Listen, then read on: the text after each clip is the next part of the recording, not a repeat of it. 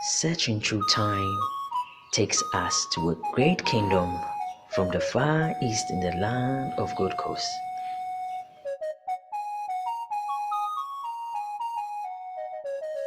The Akyem people were once called the Adanse, meaning builders.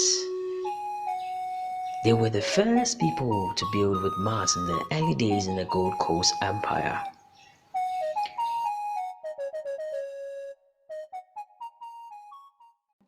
Amwa, they called him, was a very great hunter who has lost hold of his past as the greatest warrior.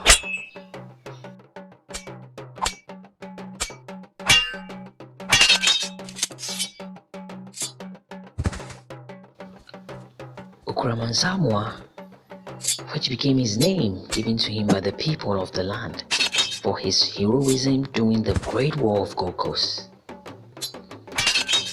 As of now, he was long forgotten and his name was lost.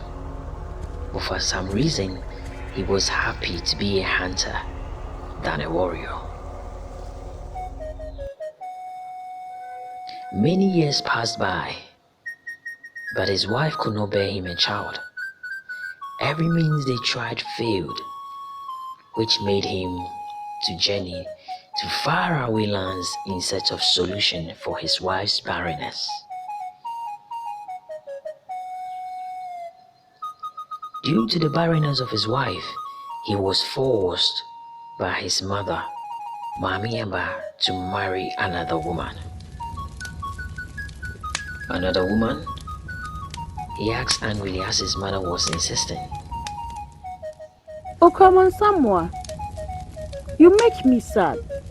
Your future is almost lost. You are now a cipher. I can't believe you want to throw away your glory for just one woman. You must marry, and I would ensure that. She ordered. Mother, father left his throne for you for a reason.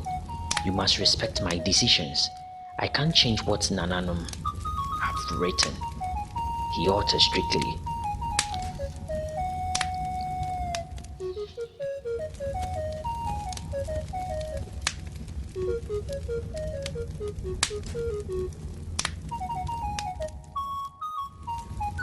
Amwa became a little more than a bundle of nerves, which affected his hunting capabilities.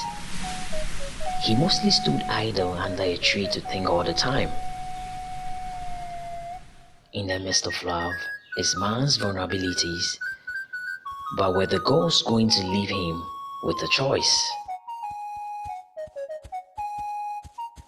The training was not to disobey our parents, but his time in the forest has taught him that his parents can only show him the way, but can never define his path. The night was cold and the winds whispered songs that were long forgotten in the forest. He woke up and decided to go hunting, as he always does, thinking his traps might have caught some animal. Fortunately, he did, but to his surprise, he caught 2 wild dogs, and they were both females. This don't normally happen. Isn't this strange? He asked himself. But he recalls what his father has taught him when he was young. There were times they caught 2 animals that were both females. You don't kill female animals, they survive the forest. An advice from his father, he recalled. He gazed at the wild dogs for a while and realized he had no option but to let them go. Even though it will be a crashing blow to his record, but he had no option, so he released them to go. Sometimes it is worth paying off with obedience than sacrifice, he intoned. He went further into the forest to see if he can capture any for the morning, but luck was not in sight. These were not the days he had a cushy job. Perhaps his mind is busy thinking about something because his concentration was far from the hunt.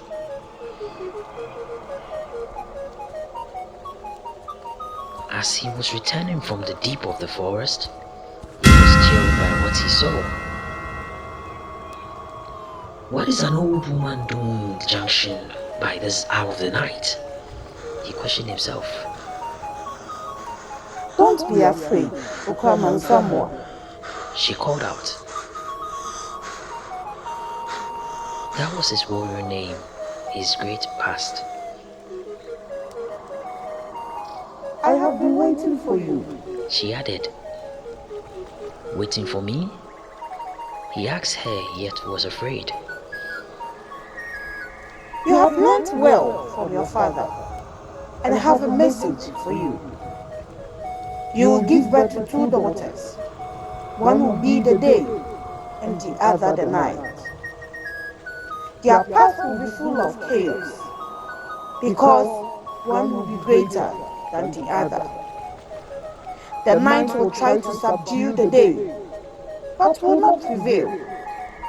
And this will happen for a very long time, until just one day, the sun and the moon will merge, and peace shall sprout out from the ground.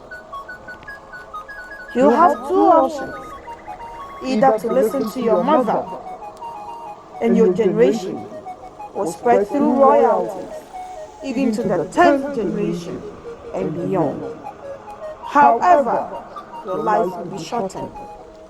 Or stick to your wife, for she will give birth at her old age, and your name will live on, but will be forgotten in the next generation, and you shall live for a very long time. She altered and disappeared. Muddled as he stood in the woods, the dry and cold wind of the night could not stop him from sweating.